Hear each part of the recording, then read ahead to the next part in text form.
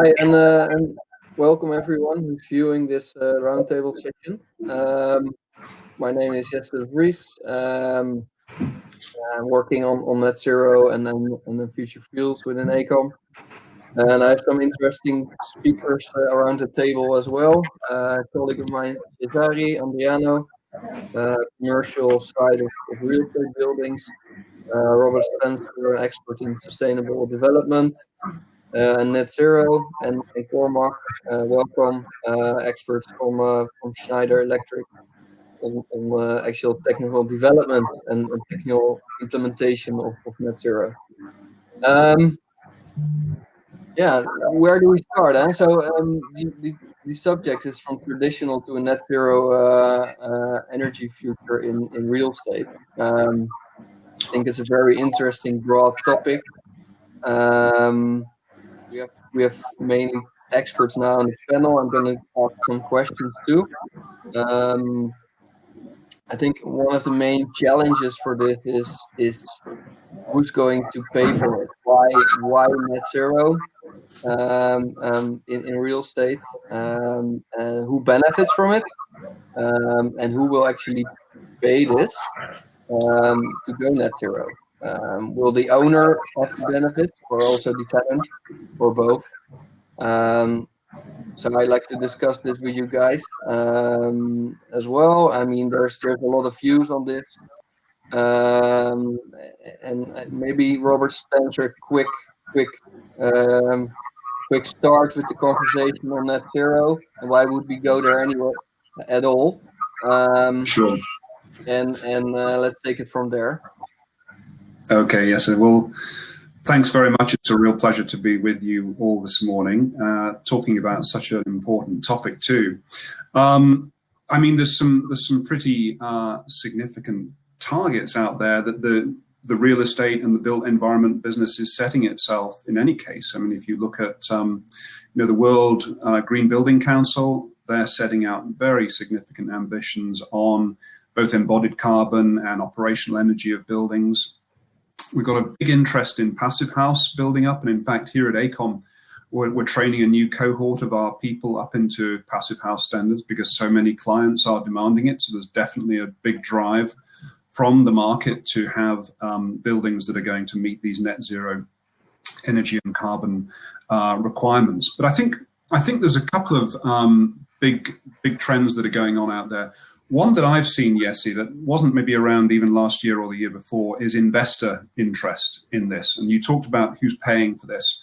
Yeah. And I think a lot more investor scrutiny on climate risks and looking at their portfolios and thinking, we're going to need to get these buildings or this set of assets up to net zero if we're going to continue receiving investment from the investor perspective, if we want to keep investing in this built infrastructure, because otherwise it starts to get too risky. You start to get the risk of stranded assets or assets that are not performing. Because on the other side of the coin, of course, tenants don't want to go into buildings that are inefficient, that are unpleasant to be in, that are not adaptable, that cost them high energy bills, and so on. So you have this dual driver. The investors want to see an opportunity to invest in portfolios that are going to be clean, they're going to be good bets for because they're going to be resilient to climate change and they're going to be low energy cost.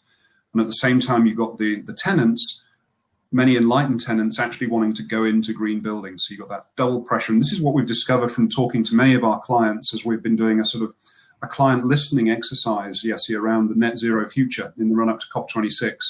And these are the indications we're getting from some of our large developer clients, investors, and also social housing and other types of clients that are looking at how to retrofit and what the drivers are for that.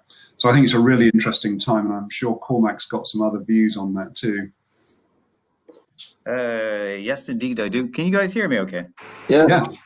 Yeah, so yeah, I'm interested to hear what you have to say, Robert. Obviously, sustainability is a hugely important part of the DNA of Schneider Electric, and it's pretty much present in everything that we do. For those of you who don't know us, we provide energy and industry automation solutions to customers in about 100 countries. So net zero And the low carbon economy are things that we're very, very passionate about. We've made a commitment in over 3 years to help our clients remove 120 million tons of carbon over a 3-year period. So we're working very, very hard along the lines of the UN sustainability, the SDGs, Sustainable Development Goals. So specific, that's maybe a broad conversation about net zero. If we take it to the built environment, a couple of topics I think we need to look at. So why do we need to think about net zero in the built environment? And to me, this is no longer just an ethics question. There's another word aside from sustainability that begins with the letters SU. That word is survival. And I think that sustainability is actually about corporate survival in this new era, right? So I'm listening to somebody like Larry Fink. Robert, you mentioned investment community. Larry Fink from BlackRock, every time this year he has spoken to his shareholders, he's talked about how sustainable assets are by far and away the best performing asset class. Robert, you mentioned corporate occupiers. Corporate occupiers increasingly are signing up to things like RE100. They're signing up. They're on the carbon disclosure program. Want to appear on the Dow Jones Sustainability Index, and so they are refusing to occupy space that does not meet sustainability standards. So if you want to be a successful real estate company today, I think there's no longer any debate that moving into the low carbon economy is something that we have to do. I think that debate is pretty much closed. The new topic now is, well, how do we make that happen? How do you do it? And I think another topic as well that maybe we can discuss is what is the new definition of sustainability? And I'm going to just throw this out to the rest of you to have a think about.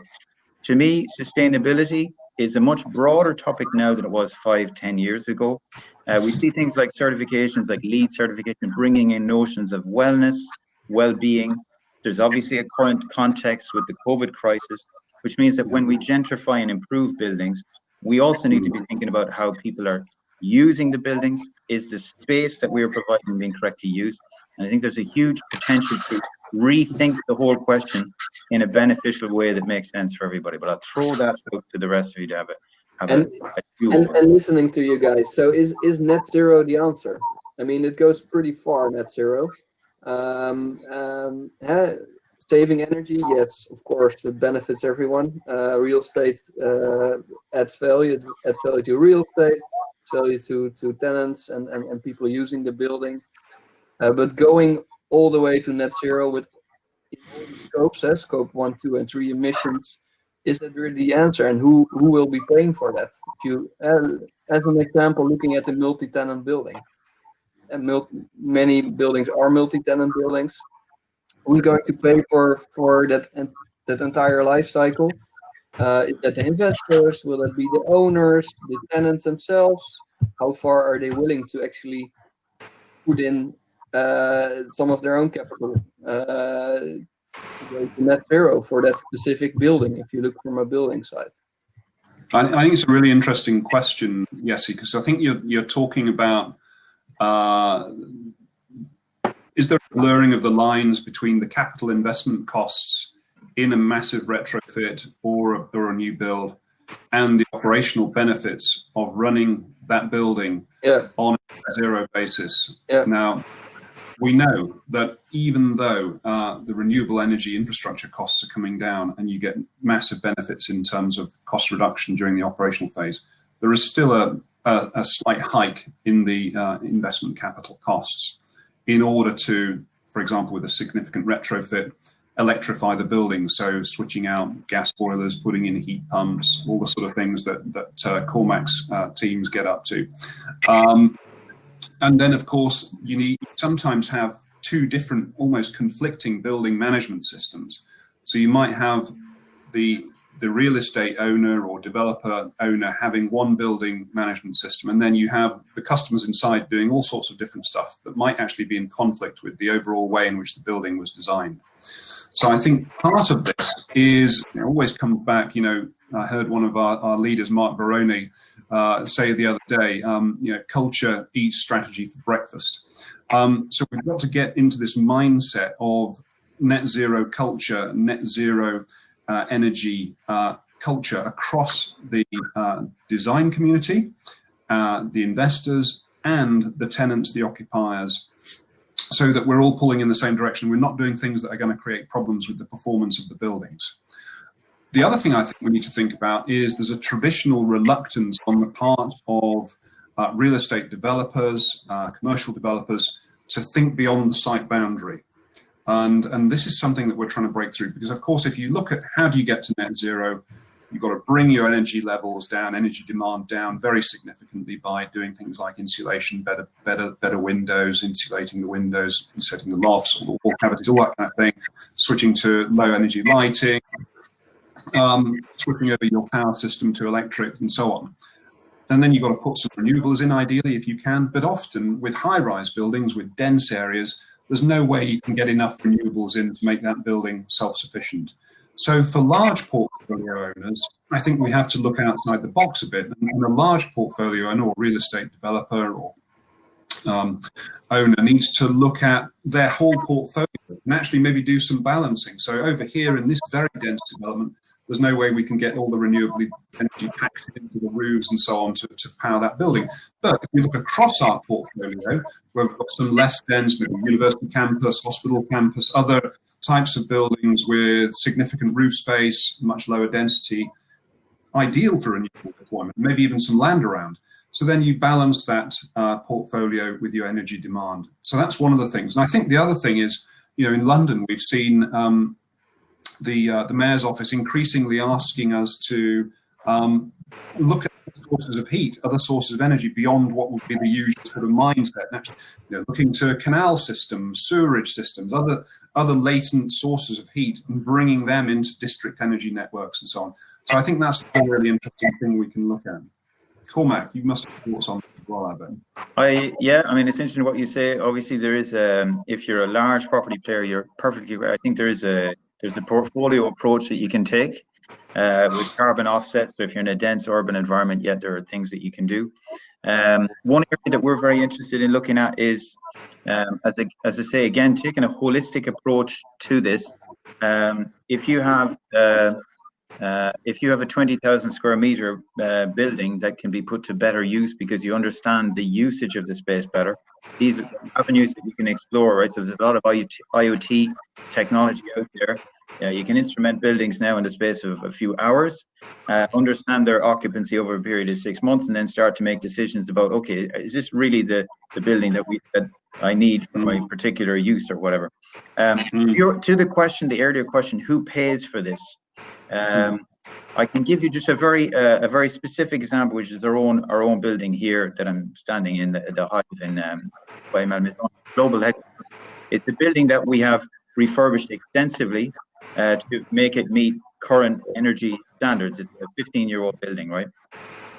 As we cycle through the different measures that we've taken, so you basically analyze each measure to see how much carbon you can remove, what's the cost, and of course, what's the impact on people in the building.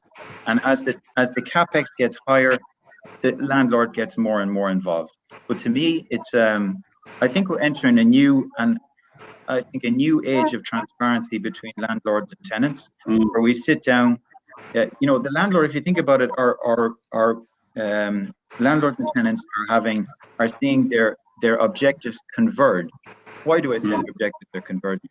Well, a landlord wants a tenant that is successful, that is able to pay rent, and the longer they can stay in the building to pay rent, the more valuable that asset is. So that protects their KPI.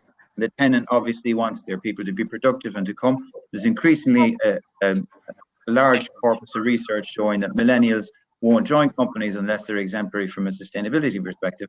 So this is why I talk about convergence. It doesn't have to be a zero-sum game.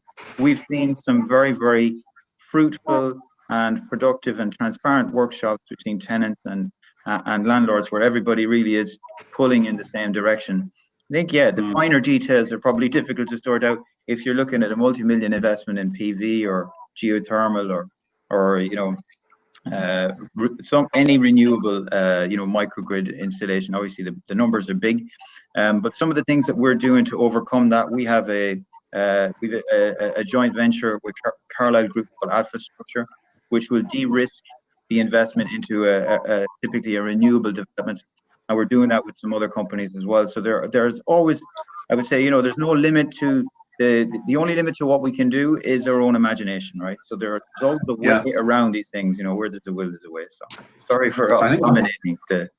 No, I think you're right. I mean, I think the other thing I've been noticing is there's some really innovative companies out there that are starting to merge some of the things that we've traditionally sort of sectioned off into silos. So you're starting to get data, smart energy companies also being the investor, because they've been able to accrue significant cash over time, and they are then putting money in and creating, net zero communities.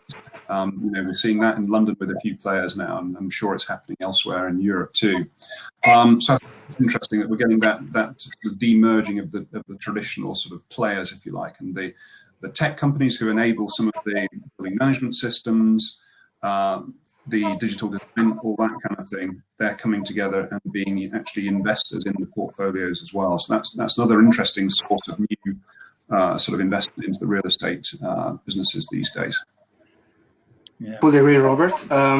Just today, I saw an article from the Wall Street Journal stating that also BlackRock is joining with Schneider Electric their initiative to cut 15% of their emission across their real estate portfolio. It's interesting that these PE private equity investors are doing it not only from a commercial side, but mostly also on the residential side. And I think this is the new trend that will allow the net zero building to scale up. Because if we were always talking about, offices, we were targeting only corporates. Right now, with the COVID situation, there is a lot of, offline remote working. Effectively, homes have become now an office space. So it is quite, it's a pivoting, a decision right now to invest in net zero residential buildings, because things are uncertain. The way of working will not come to how it was before. So certainly it is a very interesting switch there. I think you're absolutely right. It's fascinating, and I think we did a recent in-house survey at AECOM, and most people, I think it was around 80%, said they might only want to work in the office maybe one day a week going forward. So they definitely want to come back to the office, and it's an area for collaboration and innovation and team building, and particularly if you've got people onboarding or that kind of thing, it's really vital. And if you've got maybe a big bid you're getting together, then you need that collaborative environment, but not all the time. And I think the interesting trend that you've identified there, Cesare, is do the corporate entities whose thousands of employees across the world are now working from home, do they invest in the retrofit of those homes of their employees to make those homes less carbon intensive? Because by and large, office spaces are much more energy efficient than home residential spaces, because they've had the scale of investment that's been possible.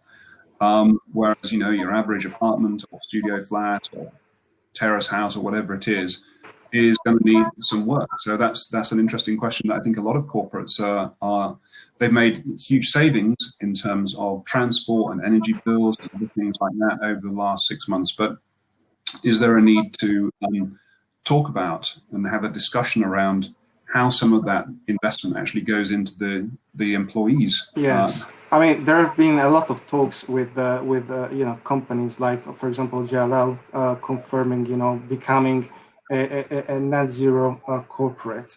But also with my conversation with Jesse just a few days ago, we were discussing about the scope 3 emissions, right? And how companies can effectively track their emissions, because it's not only in a building right now, but it's also in flats of for employees. So maybe you can expand on that, because it's been a very enlightening conversation there. Yeah. Sure. I mean, probably Cormac and Robert can tell a lot about that as well. I mean, if we go to net zero, you have to look at all of your emissions, right? So if you're this scope 1 and 2 emissions, and mainly 2 are clear, right? I mean, it's definitely a OPEX saver. But scope 3 gets a bit more complicated. What is actually scope 3? Where do we set the boundaries? Where do we own those emissions? Are the investors or the companies, the landlords owning those emissions? Are these being owned by the contractors, maybe making the buildings? Are they owned by the tenants? I mean, there's a wide discussion. Are we not doubling those emissions, right? So we need to set clear boundaries, and we're not there yet. And we see a lot of corporates knowing these are there, setting emission standards, these targets, but not really sure yet how to actually proceed and how to lower these emissions. Some of that thinking, yes, is driving the sort of, you might have come across the sort of the no build idea, where you're actually focusing massively on retrofit, and that's taking account of the fact that you've already got all this embodied energy locked in to the built estate, the embodied carbon that's already there, the elephant in the room, if you like. It's already there. So why don't we capitalize on that? Thinking about circular economy approaches and mindsets, adapt the buildings that we have, and this comes back to some of Cormac's early points. You gave your own example of your building there, which you've been in retrofitting. I think there will be a big emphasis on adapting buildings to new purposes, and some of the costs of that will be mingled, because some of the owner occupiers may be interested in investing in some aspects of that. For example, maybe they've got a 100% renewable energy commitment, as Cormac was referring to earlier. Some tenants might want to co-invest in a renewable energy supply or direct line or an offsetting agreement. We've been engaging with a lot of our landlords around the buildings that we occupy, and asking, starting that conversation and saying, you guys already doing any of this? Is there a particular route you're going down? Can we team up with some of our co-tenants and do something interesting? So I think there's a lot of collaboration and innovation going on that's driven by this agenda that maybe wasn't there a couple of years ago. Yeah, I'll just jump in there really quickly and just say, just to echo what you said. So there's a lot of research and a lot of stats out there on how big the retrofit opportunity is. There's one piece of research estimates 75% of all the buildings that will exist in 2050 have already been built. We just think about that. What is the impact of that on a carbon or low carbon economy? It's absolutely massive. So I think there's a huge retrofit opportunity. That's the first thing.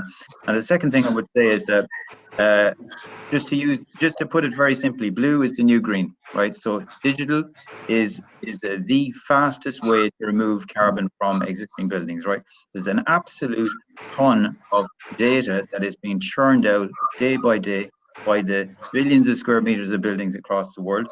All we need to do is connect that to the cloud and start running the algorithms that already exist out there and the technology that we have, and we can start to take all of this useless carbon out of the economy. 40% of the world's greenhouse gases, of the world's energy use, just a problem waiting to be solved. So we're very bullish about it here at Schneider. You can probably get it from me. We're quite passionate about it. And I love being involved in conversations like these, because we're getting, we're spreading the word. There's so much good stuff we can do in existing buildings quickly, matter of hours. That's what we're saying. Matter of hours to instrument, to put sensors in place, connect the building to the cloud. You don't need heavy IT infrastructure. The cloud is elastic, right? So you can just apply it to 1 or 1,000 buildings. And there's so much potential with that. Without even getting into the more complex stuff like scope 3 and who does what, who pays for what, etc. There are so many simple things we can do. And the other thing I'll say, just to finish, is let's trust digital. If you look at other sectors, digital has flattened and decomplexified so many sectors already. And I am just expecting and waiting with bated breath for that to happen to the real estate world as it washes over this digital transformation from elsewhere. Yeah. Well, conscious of the time, thanks everyone. I think the main conclusion will be no more new builds, right? Focus on refurbishments. I think, Cormac, there are a lot of great sessions about digitization in this Real Estate Futureproof. You guys can attend. Thanks for joining. Interesting discussion. We can talk for ages about this and who owns what and who's going to pay for it. But we'll leave it at this. Thanks everyone for joining, and thanks for listening, everyone. And it's been a fruitful discussion. Thank you. Thanks everybody. Guys. Bye. Bye bye. Have a good day.